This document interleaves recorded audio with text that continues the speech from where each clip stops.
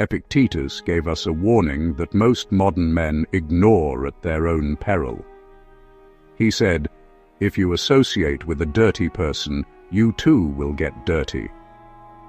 It sounds harsh, it sounds judgmental, but it is a biological reality. You cannot heal in the same environment that made you sick.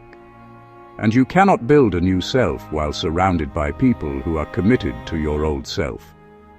If you have been feeling lonely lately, if you feel a disconnection from people you've known for years, I have good news for you. You are not broken. You are evolving. Loneliness is often the tax we pay for entering a new level of existence. Today, we are conducting a social audit. Here are the 7 silent signs that your circle is no longer a support system, it is an anchor.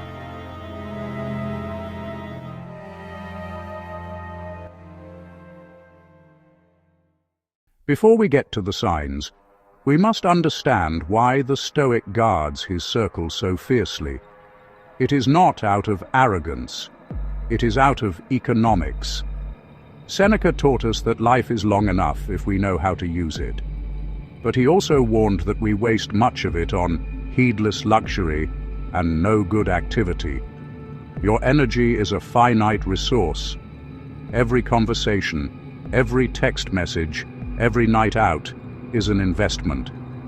If you are investing in people who offer zero return, or worse, people who rob you of your peace, you are not just being nice.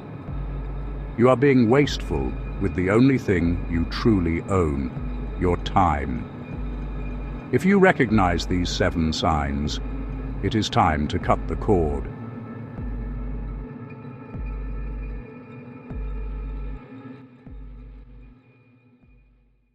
Sign number 1, the glory days loop. Pay attention to your conversations. Do they revolve exclusively around the past? Remember that party in high school? Remember when we got that drunk? Remember who we used to be? Nostalgia is fine in small doses. But if your friends can only connect with you through the rearview mirror, it is because they are not moving forward. The Stoic focuses on the present action and the future character.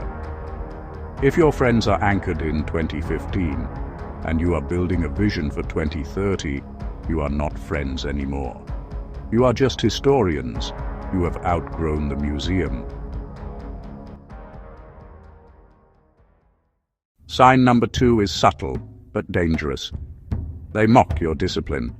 You order water instead of alcohol. You leave early to sleep. You start a side business. And what do they say? Come on, live a little. Why are you so serious lately? You think you're better than us? This is the crab bucket mentality. When one crab tries to escape, the others pull it back down. Your self-improvement acts as a mirror to their stagnation. Your discipline insults their laziness. A true friend respects your attempt to become better. A toxic friend feels threatened by it. If your growth makes them uncomfortable, you are in the wrong room.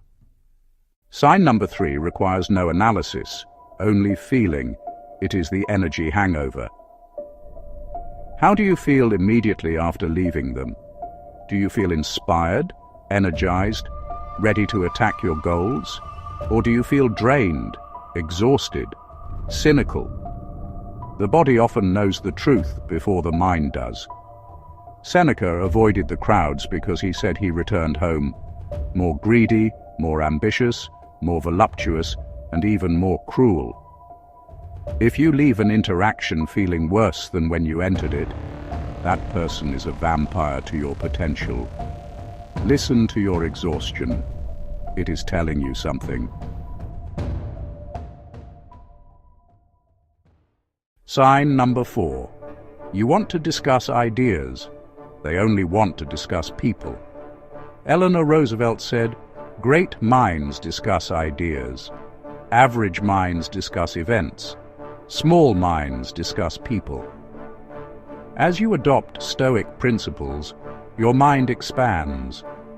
You want to talk about business, philosophy, self-mastery, the nature of the universe. But when you bring these topics up, you are met with blank stares. They quickly pivot back to gossip, drama, and the news cycle. You are trying to swim in the deep ocean, but they are insisting on staying in the kiddie pool. You cannot force them to swim deep, but you do not have to stay in the shallow end with them.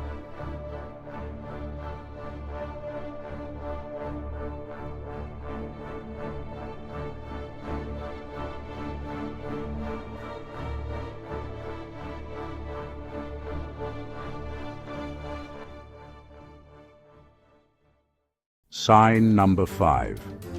They are committed to your old identity. Heraclitus said, "No man steps in the same river twice, for it is not the same river, and he is not the same man."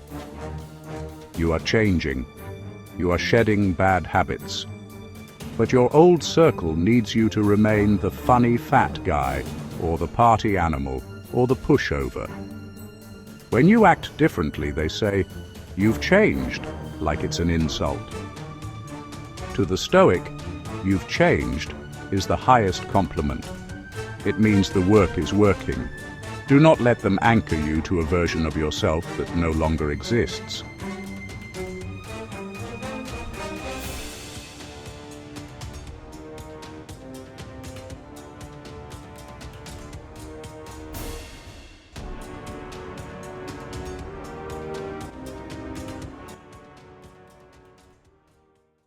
So, what is the solution? Do you cause a scene? Do you write a manifesto declaring you are leaving them? No, that is ego. That is seeking attention. The Stoic way is the slow fade. You simply prioritize your purpose. You prioritize your mission. Naturally, you will have less time for nonsense. You don't ignore them out of malice. You simply become unavailable because you are busy building a life.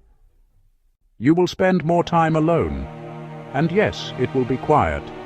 It might even be scary. But remember this: solitude is the price of admission for self-mastery.